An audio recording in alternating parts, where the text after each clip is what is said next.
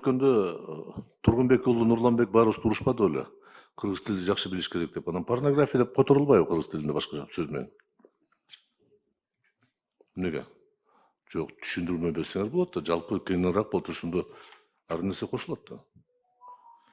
Көлмө болейм да язык, да? Көлмө болейм, эгер тилди деп айтсак, ушул жерден баштасак, сөзсүз эле порнография сөзмө сөз которулбош керек, мазмунусу которулуш керек. Биздин баалуулуктарга туура келбеген бирдемелер деп.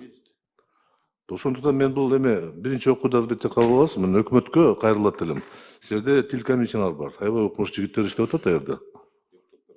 Депутаттарга чейин акыл үйрөтүп жүрүп атат. Эми ушундай жерде мыйзамды жазганга, кийин иштеткенге биз элибизди көндүрүшүбүз керек да. Порнография деген бул кыргыздын сөзү эмес бул.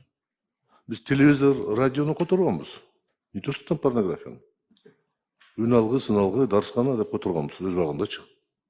Бул сөздү мен бул эме сиздерге баары элибизге түшүнүктүү болуш үчүн муну кылыш керек. Экинчи мындай суроо. Мына погончон отурган генерал